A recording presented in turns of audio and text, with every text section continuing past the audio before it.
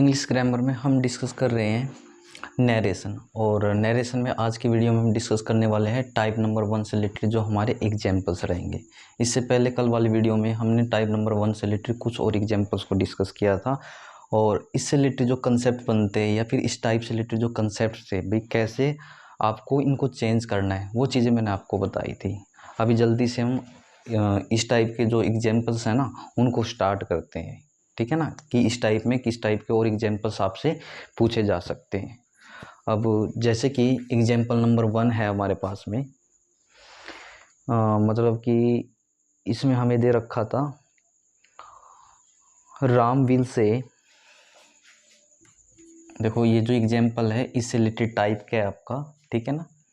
Ram will say comma inverted comma start I saw my teacher in the garden. I saw my teacher in the garden, या park लिख सकते हो आप। जैसे कि मैं पार्क ही लिखवा देता हूँ इधर।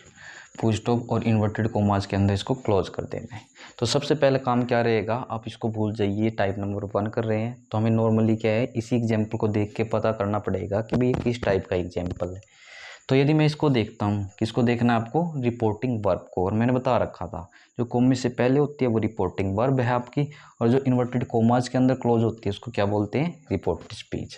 और आपने जैसे यहाँ विल या सेल को देख लेते हैं तो आपको तुरंत समझ में आ जाएगा कि भाई यहाँ ना रिपोर्टिंग वर्ब मेरी फ्यूचर टेंस है। तो मुझको पता चल गया कि टाइप नंबर 1 से रिलेटेड एग्जाम्पल है, और इससे रिलेटेड जो चेंजेस है कल वाली वीडियो में हमने ऑलरेडी कर लिए हैं, ठीक है ना। तो आपको क्या है, कल वाली वीडियो में वो सभी कंसेप्ट देख लेने हैं जो कि हम टाइप नंबर 1 के एग्जाम्पल्स में अप्लाई करने वाले हैं। ओके, अब देखो करना कैसे है इसको, इनडायरेक्ट स्पीच के अंदर आप कैसे चेंज करोगे। तो यहाँ राम आ जाएगा, विल से, तो कोमा इन्वर्टेड कोमा हटा के हमें किसका यूज करना है, दैट का। अब आगे समझे, यहाँ आई है तो आई होप आपने अपने जो पर्सन्स हैं ना उनको अच्छे से याद कर लिया होगा। तो ध्यान में रखिएगा, आई माई मी बी अवर अस, ये सभी क्या आपके फर्स्ट पर्सन में है। और हमारा कंसेप्ट क्या था, आप बोलोगे SON 1 2 3, ये फर्स्ट पर्सन, ये सेकंड पर्सन, ये थर्ड पर्सन। तो फर्स्ट पर्सन किसके अकॉर्डिंग चेंज करना है आपको, सब्जेक्ट के अकॉर्डिंग। सेकंड पर्सन ऑब्जेक्ट के अकॉर्डिंग। थर्ड पर्सन में कोई चेंज नहीं आएगा। तो यहाँ देखिए ये आपका क्या था, फर्स्ट पर्सन था, तो इसको किसके अकॉर्डिंग चेंज करना है, यहाँ पे सब्जेक्ट के अकॉर्डिंग चेंज। लेकिन सब्जेक्ट में क्या है, राम। लेकिन यहाँ पे जब आप इसको चेंज कर रहे होंगे तो यहाँ किसी का नेम नहीं लिखना है, उससे रिलेटेड जो प्रोनाउन यूज किया जाता है ना वो लिखना है। अब देखो राम है तो राम के लिए हम क्या यूज कर सकते हैं, ही का। उसके बाद आप यहाँ आ जाइए, सा क्या है यहाँ पे आपका टेंस है। तो इस वाली टाइप में टेंस चेंज नहीं किए जाते हैं लेकिन पर्सन चेंज हो जाते हैं। चेंज करने का मतलब क्या है कि वर्ब की फर्स्ट फॉर्म को सेकंड में नहीं लेके जाना, सेकंड को हेड प्लस वर्ब की थर्ड फॉर्म में नहीं लेके जाना, इज एम आर को वाज वर्ब में नहीं लेके जाना, हैज या हैव को हेड में नहीं लेके जाना। तो ऐसे नहीं करना है, ठीक है। तो यानी कि फर्स्ट पर्सन तो हमने चेंज कर दिया क्योंकि पर्सन तो चेंज हो सकते हैं लेकिन टेंस चेंज नहीं होगा, तो सा का सा ही रह जाएगा। और सा क्या है, अपने आप में वर्ब की सेकंड फॉर्म है। अब यहाँ पे आइए, यहाँ पे लिखा गया है माई, तो मैंने आपको अभी बताया आई माई मी, ये सभी क्या आपके फर्स्ट पर्सन। तो यानी किसके अकॉर्डिंग वैसे चेंज होगा, आप बोलोगे सब्जेक्ट के अकॉर्डिंग चेंज। सब्जेक्ट में क्या है, आपका नाम है, और मैंने आपको बताया है नाम यहाँ आपको नहीं लगाना है या फिर नाम का यूज नहीं करना है, इससे रिलेटेड जो प्रोनाउन है उसका यूज करना है। अभी आप यहाँ समझिएगा, तो नाम के लिए प्रोनाउन क्या आ गया आपका, ही आ गया। तो यहाँ जो माई है कौन से वाला केस होता है, आप बोलोगे आई माई मी, तो ये मिडल वन केस है आपका। तो ऐसे क्या है, यहाँ पे ही को देखिए, ही हिज हिम, तो ही के लिए मिडल वन केस क्या होता है, आप बोलोगे हिज। तो यानी कि जो फर्स्ट पर्सन है सब्जेक्ट के अकॉर्डिंग चेंज, यदि ये बीच का है तो जो सब्जेक्ट का प्रोनाउन है तो उसका बीच वाला केस लिखना है, यानी कि आपको हिज ही लिखना है इधर। उसके बाद आप क्या लिखोगे, टीचर, और जो बच गया इन द पार्क लगा के बाद में लगा देना फुल स्टॉप। ऐसे करके क्या है, इनको आप चेंज कर दोगे। देन फिर नेक्स्ट एग्जाम्पल को हम जल्दी से डिस्कस करते हैं इसके अंदर। तो हमारे पास में नेक्स्ट एग्जाम्पल है, माई सिस्टर विल से, यानी कि एग्जाम्पल में क्या है, my sister will say comma inverted comma start, आगे लिखा गया है I have seen the Jagannath mandir, I have seen the Jagannath mandir at, यहाँ लिखवा देता हूँ आपको, पूरी। फुल स्टॉप लगाइए और इन्वर्टेड कोमाज के अंदर इसको क्लोज कर दीजिए। तो सबसे पहला काम क्या है अभी, किस टाइप से हो सकता है। तो नॉर्मली क्या है, यहाँ विल का यूज़ किया गया है। विल या सेल का यूज़ हम किस में करते हैं, आप बोलोगे फ्यूचर टेंस में हम इनका यूज़ करते हैं।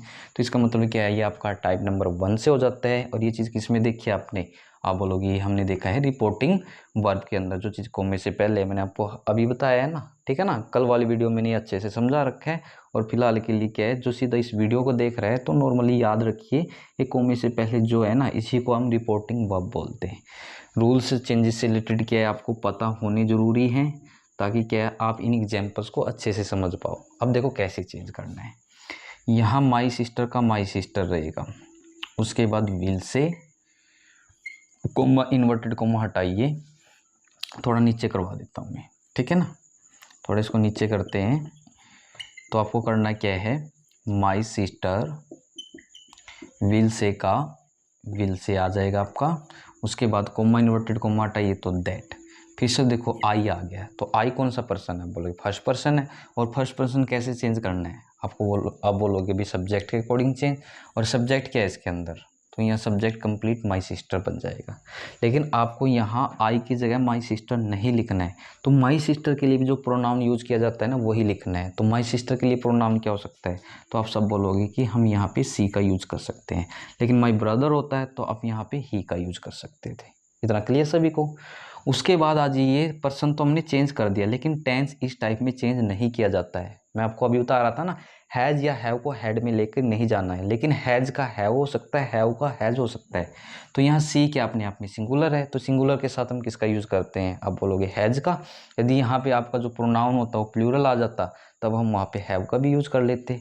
तो ऐसा हो सकता है। तो सी सिंगुलर है तो हम हैव की बजाय यहाँ हैज़ का यूज़ जरूर कर सकते हैं, लेकिन गलती से हैड मत कर देना। बाकी जो बच गया उसको सेम लिख दीजिए, द जगन्नाथ मंदिर एट पूरी, और बाद में लगा देना फुल स्टॉप। तो ऐसे करके क्या है, आपको अपने एग्जाम्पल्स को चेंज कर लेना है। अब जल्दी से नेक्स्ट एग्जाम्पल को देखते हैं।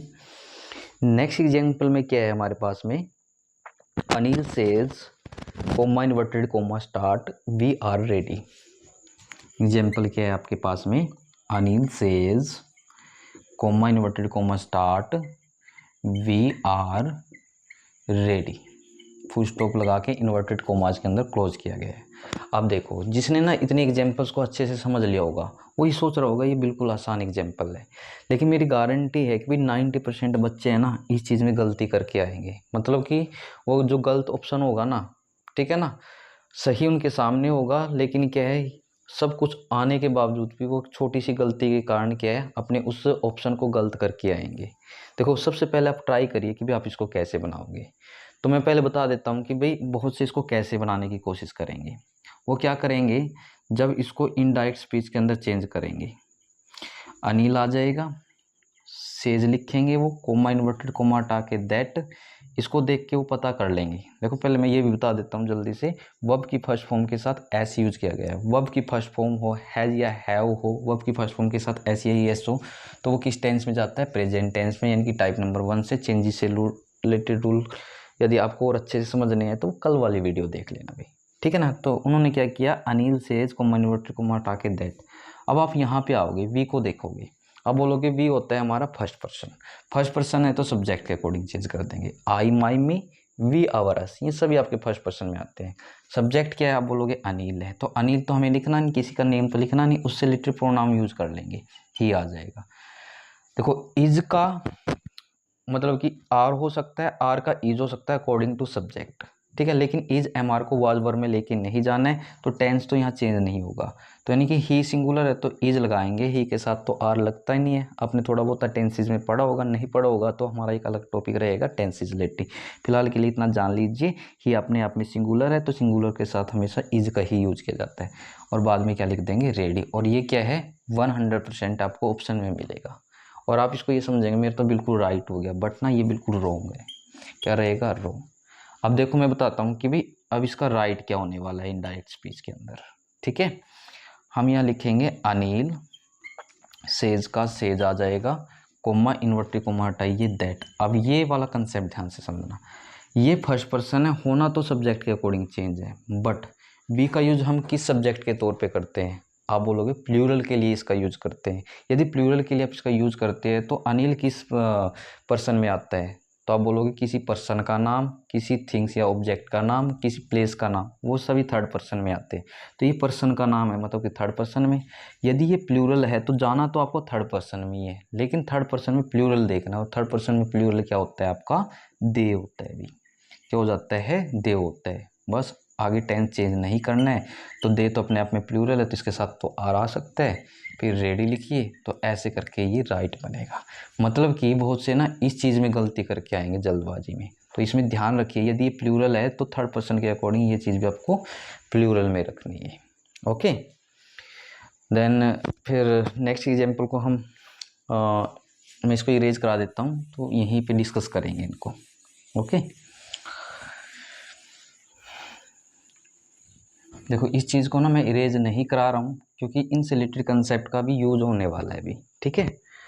अब नेक्स्ट जो एग्जाम्पल हमारे पास में, ही सेज, एग्जाम्पल आपका डायरेक्ट स्पीच के अंदर, he says comma inverted comma start, I am working hard. क्या है आपके पास? आई एम वर्किंग हार्ड, ये एग्जाम्पल है। पहले खुद से कोशिश करें कि भी क्या आप इस चीज़ को बना सकते हो, ठीक है ना। देन उसके बाद जैसे मैं चेंज कराऊंगा ना, अपना मैच करके देख लेना। तो देखो मेरी बात ध्यान से सुनिए, यदि आप इस टाइप से रिलेटेड 2 या 3 एग्जाम्पल को बिल्कुल अच्छे से समझ लेते हो, उसके बाद हम टाइप नंबर 2 करेंगे तो कोई दिक्कत नहीं आएगी, 3 करेंगे, 4 करेंगे, मतलब कि आप मान सकते हो जो टाइप नंबर 1 है ये आपकी लो लेवल की है, नेक्स्ट करेंगे आपकी मीडियम लेवल की, फिर क्या लास्ट में जब हम डिस्कस कर रहे होंगे लास्ट वाली टाइप्स को, वो थोड़ी आपकी हाई लेवल की होगी। तो यदि आपको यही टाइप नहीं समझ में आई तो आप सेकंड टाइप को भी नहीं समझ सकते, देन उसके बाद उससे आगे वाली टाइप को नहीं समझ सकते हो। तो आपको क्या है, बेशक से कई बार वीडियो को देखना हो, कई बार आपको खुद से प्रैक्टिस करनी हो, तो इन एग्जाम्पल्स को ना अच्छे से समझना है, ठीक है। ये समझ में आ गए तो मेरी ये श्योरिटी है, गारंटी है कि नेक्स्ट वाली टाइप में बिल्कुल भी प्रॉब्लम नहीं होगी आपको। अब यहाँ देखिए हम चेंज करते हैं इसको इनडायरेक्ट स्पीच के अंदर। तो क्या करना है आपको, ही सेज का ही सेज आएगा, कोमा इन्वर्टेड कोमा हटाइए, यहाँ दैट कर दीजिए। अब मुझको बताइए जो आई है ये कौन सा पर्सन होता है? तो कई बार पढ़ लिया हमने, तो आई होता है आपका फर्स्ट पर्सन। फर्स्ट पर्सन किसके अकॉर्डिंग चेंज? सब्जेक्ट के अकॉर्डिंग चेंज। सब्जेक्ट क्या है? ही, तो यानी कि प्रोनाउन तो ऑलरेडी दे रखा है, नेम होता तो हम उसको प्रोनाउन के अकॉर्डिंग चेंज करके यहाँ लिख देते। तो यदि ही आपका प्रोनाउन है तो ही का ही रखिए। अब हमें पता है भाई टेंस हमारा चेंज नहीं होता है, इज एम आर को वॉज या वर में नहीं लेके जाना है।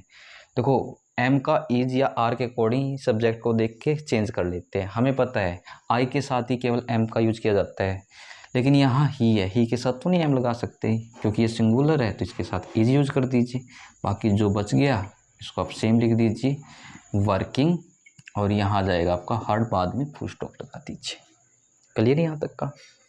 अब जल्दी से नेक्स्ट एग्जाम्पल को हम डिस्कस कर लेते हैं यहाँ पे। तो नेक्स्ट एग्जाम्पल है हमारे पास, he has told you. Example क्या है? He has told you, comma inverted comma आपका स्टार्ट हो जाता है, told you I am coming. क्या है हमारे पास में?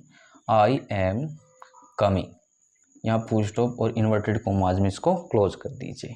अब देखो कैसे करना है। सबसे पहले तो आपको टाइप को पहचानना है, क्योंकि वहाँ एग्जाम्पल होंगे तो हमें ये तो नहीं पता चलेगा भाई वो ये लिख के देगा भाई ये आपका टाइप नंबर 1 से 2 से 3 से 4 से 5 से, कुछ ऐसा तो नहीं लिख के देने वाला है। तो इसमें आपको करना क्या है कि भाई यहाँ आना है आपको कोमे से पहले। इसको मैंने क्या बता रखा है, ये होती है हमारी रिपोर्टिंग वर्ब, ठीक है ना। ये बात मैंने कई बार बताई है, इन्वर्टेड कोमेज वाली रिपोर्टेड स्पीच।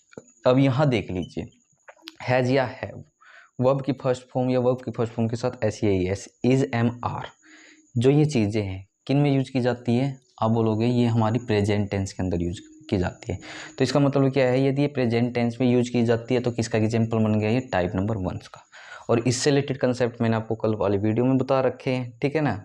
यदि आपने वो नहीं देखी है तो प्लीज़ एक बार जाके उसको देखिए, ताकि क्या है आज वाले जो एग्जाम्पल्स आपको बिल्कुल अच्छे से समझ में आ जाए। अब देखो कैसे चेंज करना है ये इनडायरेक्ट स्पीच के अंदर, ठीक है।